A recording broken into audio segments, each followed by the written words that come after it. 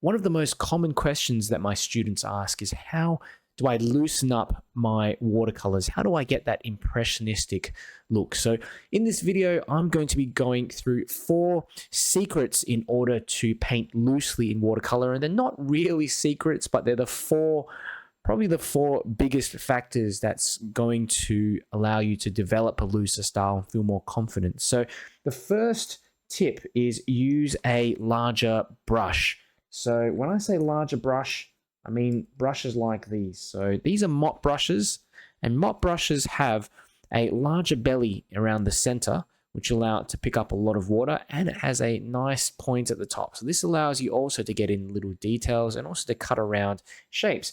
It's too often that I see beginners painting with brushes like these, and they're just too small. They're just too small to paint. They don't hold any water, so you're going to have to keep going back to your palette, reloading, okay? And I'll illustrate this for you now. So say if I wanted to paint like a building or something like that. Okay, so we've got a building here. Let's just put the side of the building and maybe put another one here. All right. And let's put maybe a tower or some kind of tower or whatever here. Okay, running through, down like that.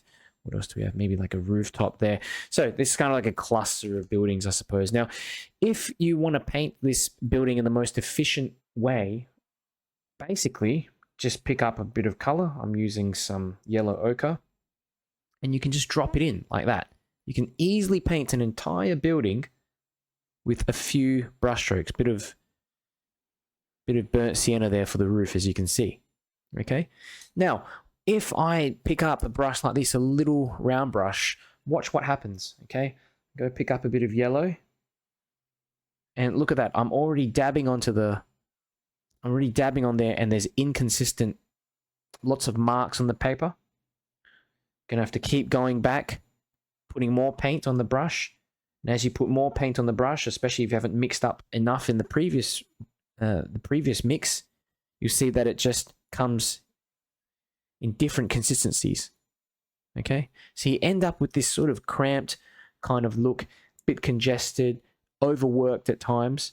Okay, but if you use a bigger brush, you don't get that. You get a much more smoother mix.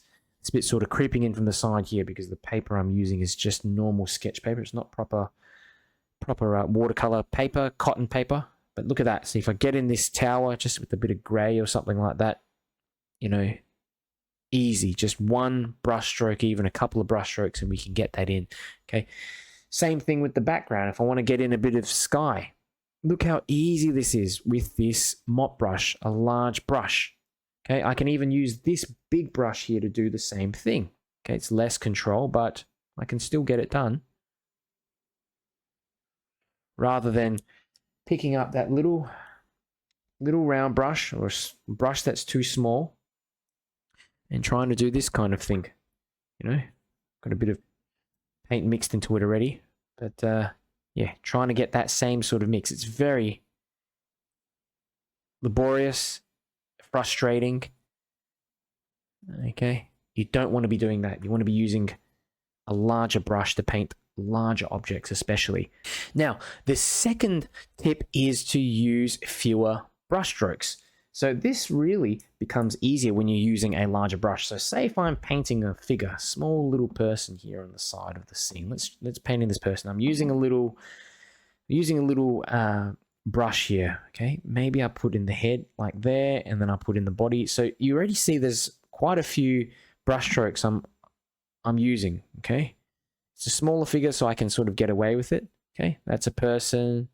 That's a person here. Okay, when you start painting bigger people, this is when things get a little bit tricky, a little bit annoying. So I might have someone here, like a larger person, the head facing to the left, you know, and look at this. I'm having to just keep going back, reloading the paintbrush again, put the leg in at the front like this, this leg in at the back like this. Okay, it's doable. Okay, but if you use a larger brush, okay, and I'm using this larger sort of mop brush to illustrate this point, I can pick up all that paint at once. Look at that. I'm just mixing up a touch of this paint. There's the head. There's the body. And there's a leg. And there's another leg at the back. Okay. Look how quickly I was able to get that in. Much fewer brush strokes. And you also end up with a nice looser scene, nice looser looking subject. Now the third tip I want to talk to you about is going to take you a little bit of time to pick up, and comes with looking at different reference photos and drawing with them, practicing, and eventually just painting. But essentially what you're doing is that you are trying to simplify complex scenes by breaking them down into simple shapes, things like triangles, circles, boxes. If you look at the figure here, we can break it down into a few different shapes. So we've got an oval for the head. The body is kind of like almost an inverted triangle, or like maybe a rectangular type shape. And the legs are, again, two sort of longer triangles. Okay, so if you paint the shapes, you end up with something that actually looks like a figure. Same goes with buildings. Okay, if we're looking at a building and there's, like I was this sort of drawing this dome before, it's a semicircle. So you've got a semicircle like that, and and you've got, maybe this could be like one of the domes in Venice or something, of one of the cathedrals. Okay, you got that. Got some things below like that. There's some rectangular sort of windows. So they're just rectangles, just drawing rectangles. Okay, come down, and the actual side of the tower is a rectangle as well, a longer rectangle. You might have a rooftop next to the tower that's this sort of shape. Okay, a kind of sort of funny looking rectangle, and the bottom is another rectangle. Windows, rectangles, or these semicircular like shapes you could put in as well. You might have another one here that could be the top of a roof, and another rectangle below. You could have a few more domes, which again, another semicircle, and then a square below. Okay, and then maybe here on the water you've got like a boat, which is again a sort of rectangular like shape. Okay, very simple. Just when you try to simplify the shapes down, but it takes a bit of time to recognize that from a reference photo.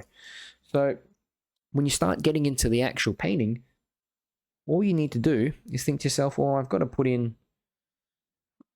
to do is just paint a square here, a rectangle here, like that. The rooftop, just how can I paint that in just a few brush strokes like that? Another rectangle for that one, there. The rooftop for this one, I could just put in like a bit of cooler color up the top. Doesn't matter. Something like that. Okay, that. Doesn't take too many brush strokes in order to paint these little shapes that end up looking like things. Especially if you put a little bit of time into each of these, painting these shapes. Okay, you've got water below. I might just pick up some turquoise. Drop that in. How many brush strokes is that? That's basically one brush stroke. It took me a couple of brush strokes to paint in that water. Pretty simple. And again, you've got this little boat here on the water. I might not touch that at all. But on the sides of the buildings, you might think, well, there's some windows. The windows are these semicircles, so we can pop them in. One brush stroke can often look like a rectangle like that for the windows. Okay, see that the paint is still wet, so there's a bit of stuff going on in there, but you get the point. Paint the shapes. Don't worry about making it look like a building. If you look at that building and break it down to the shapes, and the best way to do that is through sketching in pencil, and then going over the top in a bit of watercolor afterwards. It's really going to help you to practice, and choosing reference photos that are a little bit complex as well. That can really challenge you. Now, the fourth step is probably the most important one of all, and it might come across as common sense, and it might sound easy to say, but it's basically relax. Now, if you're not relaxed when you're painting, you're not going to be able to paint loosely. Okay, treat it as an experiment. Don't be worried about the outcome, whether you end up with a decent looking painting, whether it looks like the reference or not. Take that pressure completely off you. And that's why I really recommend sketching, having just a bit of scrap paper to do these little exercises. No one ever has to see them, but you get in so much practice by painting all these figures and buildings and seeing how the paint mixes together at different points of wetness as well. You learn so much through these little sketches. So treat it as a learning experience. Take that pressure off yourself. And if you have that mindset, you're going to be able to relax and produce some beautiful loose paintings.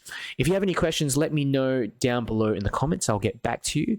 If you enjoyed the video, do me a real big favor and click the like button on the video and share it with a friend that might be interested. It really helps me to get this video out to more people.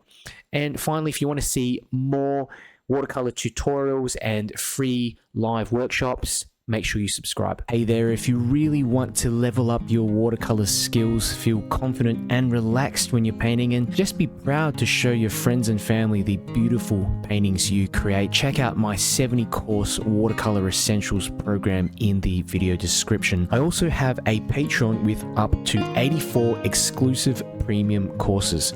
You can sign up and cancel at any time. The link is also below in the description.